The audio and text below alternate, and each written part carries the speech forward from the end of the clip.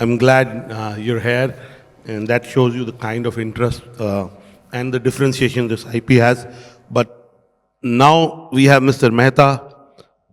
He doesn't really need an introduction.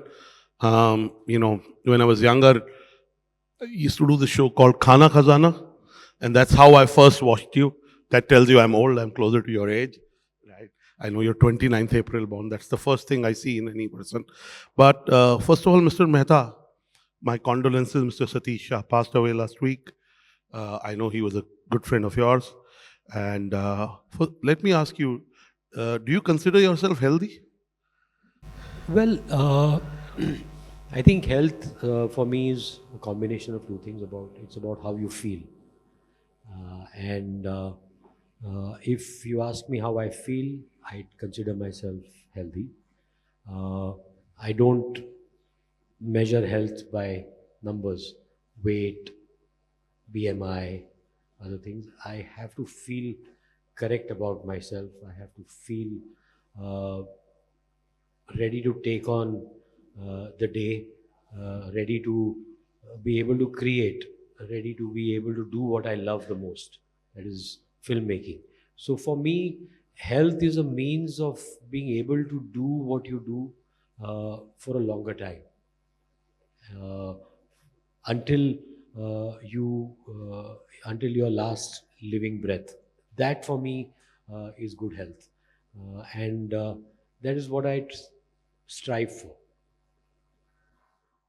Beautiful. You said you do not measure health by BMI or you know the there are so many tools these days uh, to be able to look at definition of health, and you said you have to be energetic, cheerful. I'm putting words to it. Look forward. Now let me ask you that give us two or three habits that have helped you become the best version of yourself, and a lasting lifestyle. You can adopt some habits for a short time, but how So, do you make it a lifestyle? I've been through a lot of journeys health wise. I was a compulsive chain smoker, and it's around 4 years ago that I kicked the smoking habit. Uh, I was, as they call, overweight. You know, in the obesity, I in 2017, I had a stent in my heart. So I've been through multiple challenges.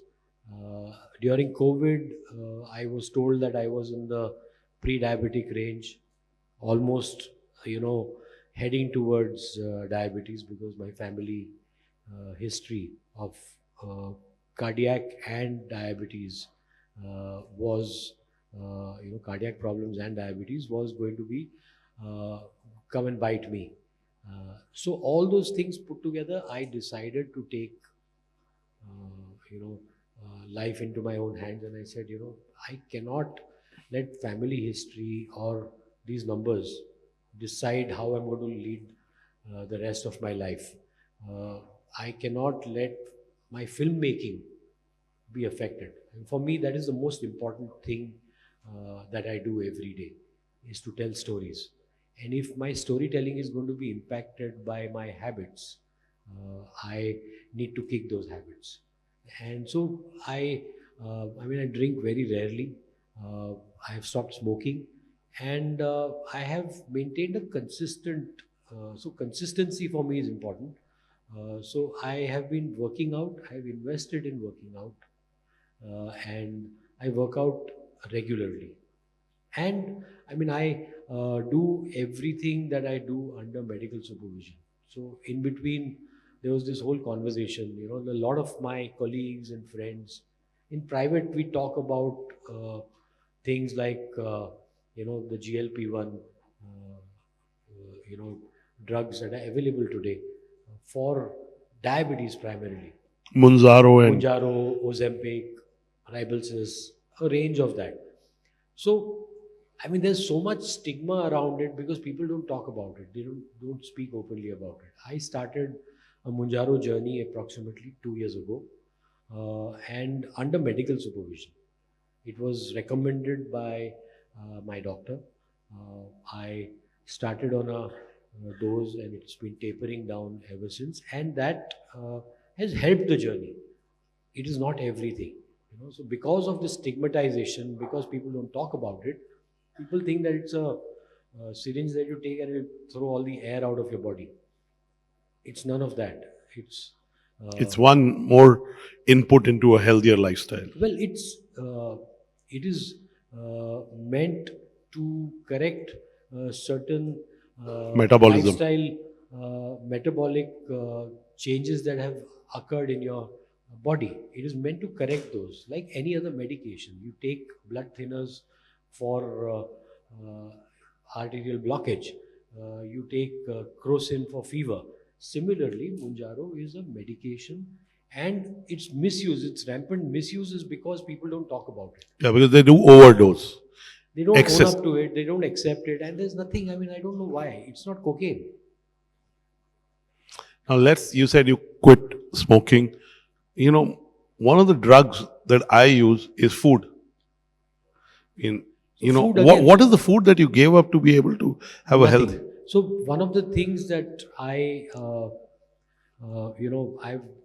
met number of dietitians. So Nutritional therapists. nutritionists, Therapists. You don't call them dietitian. That's an old economy word. Yeah. You call them nutritional therapists.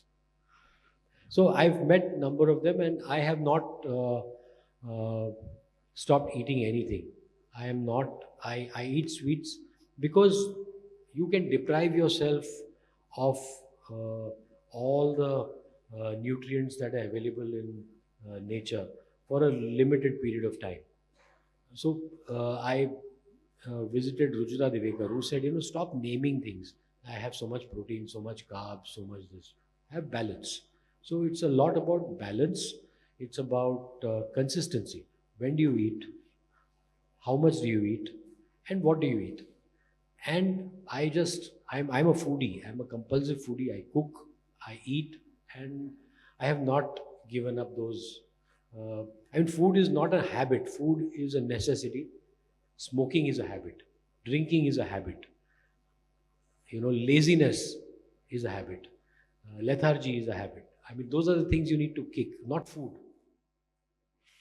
Okay. Now, you clearly, in the way you already said, consistency, which means the power of compounding. You already talked about balance. You already talked of movement. You said you exercise every day. But if you had to sum up your wellness mantra, what would be that? I think consistency, and consistency means turning up for your own well-being every day. You wake up in the morning telling yourself that your well-being matters, not only to yourself, to for everyone that loves you and depends on you. Your well-being is not only for yourself. So that self-love is for the people who love you, people who care for you. And I think that is consistency for me, reminding yourself that you're doing this for them, for everything that you love, which includes eating food. Beautiful. And again, you talked about the trackers, and you said I don't look at the BMI and weight and all that. Tell us a wellness trend that you think is overrated. I think counting steps, because each of us has a different rhythm. Our lives have different rhythms. So I cannot compare my rhythm to yours. We have to find our own rhythm and follow it. We need to better it. If I can push 20 kgs, doesn't mean you should be. Each of us we need to find, see, wellness is within ourselves, and we need to find our own rhythm. The problem is all this, whatever we have, all the trackers and all these devices that we use are indicators, but they become, they become our lives. They're tools. They're the tools. So It's like people telling you that, oh, your cholesterol. I mean, so cholesterol has become like this silent killer in people's minds. Whereas if you talk to medical practitioners, you realize that cholesterol is not a bad thing, it is necessary. It's a necessity. So, It's about balance. it has to, everything has to be in balance, and it has to be connected to your own physiology. There is a lot of talk about, going in the nature, walking, hugging, because it does release positive hormones. But if you had to give one piece of advice to everyone who wants to emulate you on your health journey, what would be that? You already talked about consistency, and that's most important in everything. I'm a diehard romantic, and so don't lose the romance in your life. I think your romance with yourself and with the world, in acknowledging the beauty that surrounds you, and admitting that you are romantic, will keep you going, keep you fit mentally. So have the joy for And life, the joy. joy I mean, with. romance is not only about Yeah, of course. the opposite sex. It's about nature. Your romance with nature. Your romance with the good things in life. Your romance with food. So Khana Khazana for me was my most romantic journey, and not with Sanjeev Kapoor. It was with the food that he made. Beautiful. I could go on talking to Mr. Mehta. He's such a good conversationalist and he's so authentic. But since we have you, we could get one or two questions. If you have a question for Mr. Mehta, we could take one or two questions. Anyone has a question? The gentleman there and the gentleman there. Can we get the mics fast? You can stand up and save time. Give us your name and ask a short question. Fast. Thank you, Moksha. Good afternoon, sir. Sir, this is Abhijit Tashildar this end.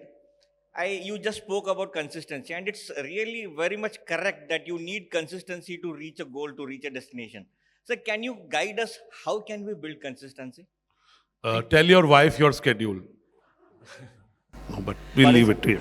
I think it's something that each of us, your consistency is your own. You have to build it yourself. If you walk every day, do it regularly.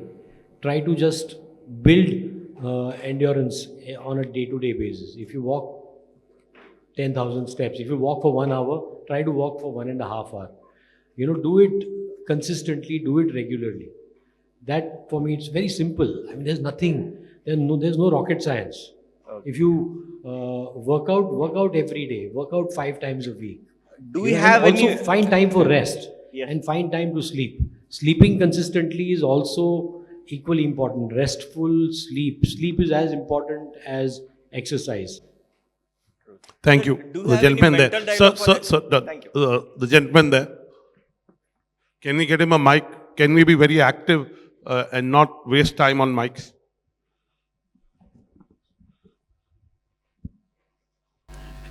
Yeah, good afternoon. My name is Manish Suta.